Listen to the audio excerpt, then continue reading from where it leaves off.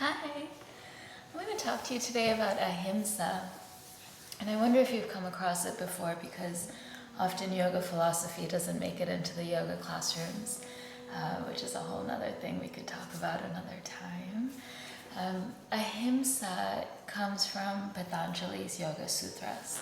And in it he outlines, it's just a couple of his sentences in the whole book, but he outlines a few major concepts, and one of them is yamas, things we do, and niyamas, things we don't do. So back then, like 200 BC, yoga was really based on lifestyle, how we live. And we might call it like morality now, what's moral, what's good, what's a good life, without the sense of judgment, right? Like in yoga and I'm pretty sure in Hinduism too, it's not that you do something bad and you go to hell. That's not part of the philosophy or thought system or culture. There's a real understanding of cause and effect, which is what they call karma. So ahimsa, the prefix a means something you don't do. Himsa is harm. And so if you put these together, it's ahimsa, to do no harm, is usually how it's translated.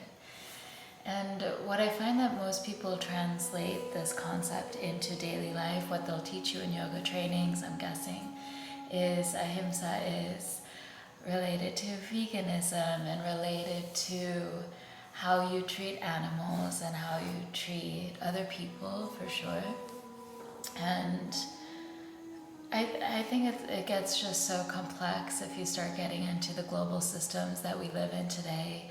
What it means to be vegan, what it means to be vegetarian, what it means to eat an animal or not eat an animal. These are personal choices, and yet sometimes they're presented as a aspect of the philosophy you must, and if you don't, you're bad, which is some guilt that I've experienced over the years, even while being vegan for a like 15 years, very long time.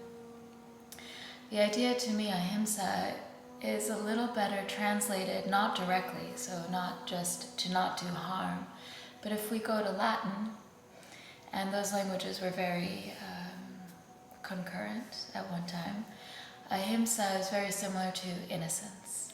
To not cause harm is another way you can translate innocence directly. In is to not, and nocence is related to the idea of noxious or obnoxious, nausea, dis-ease, not feeling well, harm, So if you think of ahimsa as innocence, and this being a very foundational concept to yoga, that to me is, it covers, oh gosh, it just feels so much better to me to teach it as innocence, because now we get into these ideas of Zen Buddhism and wisdom, and real wisdom bringing us back to the state of innocence. And there's no pressure there, right? There's no you must or you can't. It's a very innate something you're tapping into, and you're really clearing out the blockages and the boundaries between who we've become as adults and the more childlike wonder and innocence and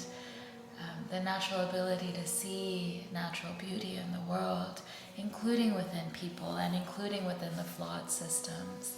So you can approach, for example, diet, veganism, vegetarian, however you like to live and eat, as being innocent. And I think that takes a minute to really think about and to sink in, to do something that is not harmful and is not loaded by ideas and dogma, by pressure, performance pressure for many people who are going deep into yoga for the first time, that you must be a certain way, that there's some image. I always used to joke about this yogi image who's drinking green juice and wearing Lululemon, and it's not to knock the high-end fashion apparel, but when we're talking about these decisions, these lifestyle choices, every choice carries an impact.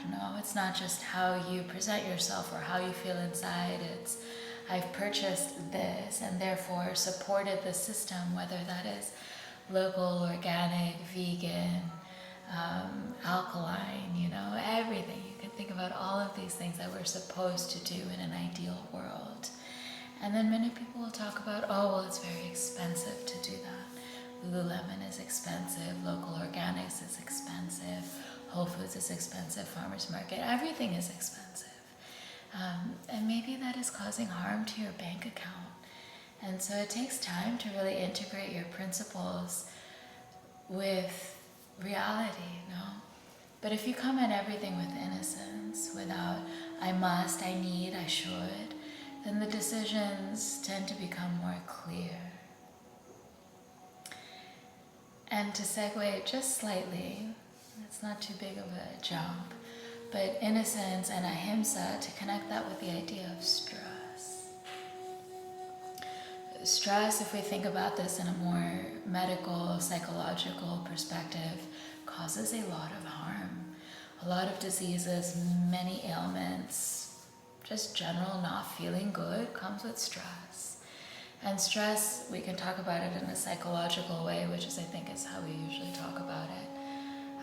And that's two types of stress, right? You can have chronic stress, which is usually what we're suffering from, whether it's a difficult workplace, a lot of pressure there, bad relationships, so much pressure there, or, I live in the middle of Manhattan.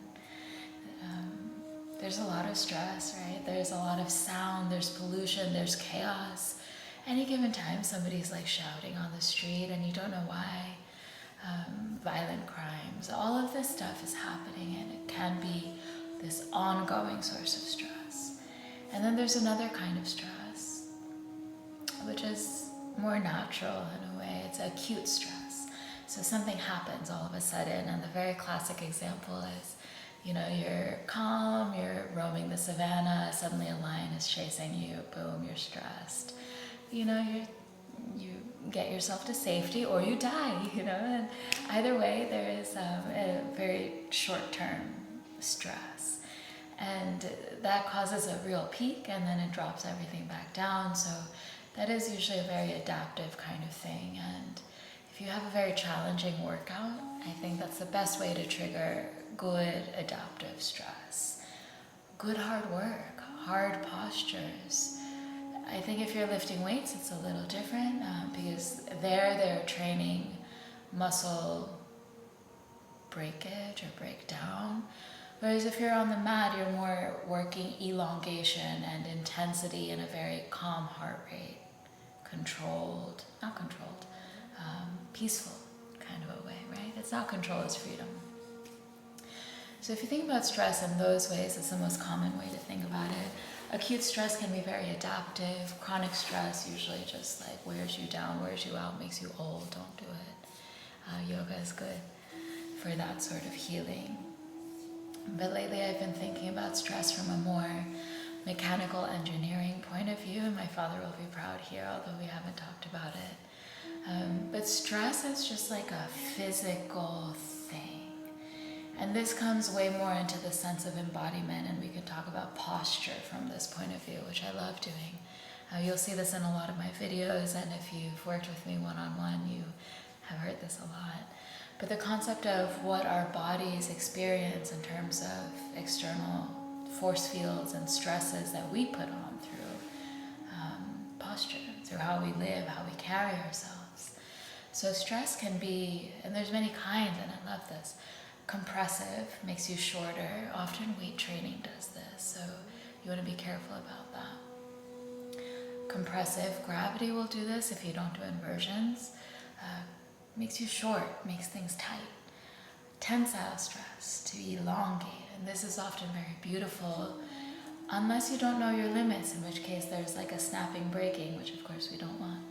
But to elongate, tensile stress, torque, the sense of rotation, which I found is really not trained enough in terms of a physical setting, unless you're doing something like tennis, golf.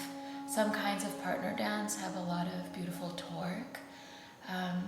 Again, you want to be careful in these fields because they are so asymmetric. On the mat, we do torque as a twist, and we do this in a symmetric way. So ideally, we twist evenly right side, we twist evenly left side. almost everybody has a harder side, and this is just based on how you're stacked, right? So that's torque. Shear is, I think, probably the most problematic one for us today in our very tech-driven world. You've heard the term tech neck, maybe? That's a classic example of shear, where something is aligned, right? Like Jenga, and then something is out of alignment, shear. So for a lot of people, they'll carry their bodies with not just straight, but straight and then shear, like the neck goes kind of forward like this. And it comes from this and it comes from this, you know. And it's easy to tease about, but it's such a real and deep phenomenon because it carries throughout the whole system. And the spine is built on these really beautiful curves.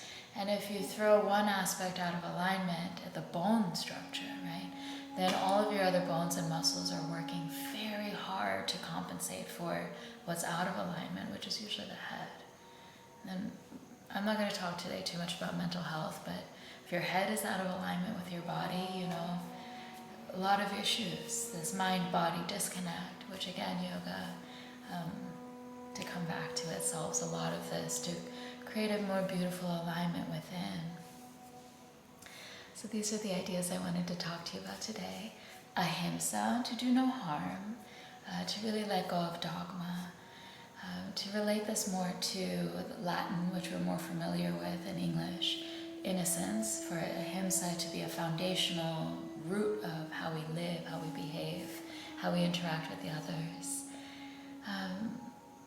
And to really treat yourself in that way, to treat yourself as an island of innocence, where if you see harm or if you're part of some chain of harm, for example, you know, we all are part of chains, food systems, clothing systems, technology, the way corporate America is structured, how you have to be in tune with your technology, perhaps more than you're in tune with the planet and the seasons and the moon, these sorts of things. So becoming really an island of innocence and ending the chains of harm so that you have a positive impact just by taking good care of yourself. And a very powerful aspect of care of self is stress, psychological as well as physiological, so reducing your chronic stress and realigning your body, your mind straight, without mechanical stress, just beautiful, long, lean lines. That's all. I hope you're well. Oh, you can subscribe, subscribe. I'll be making more videos, and enjoy your life. Be well, be beautiful.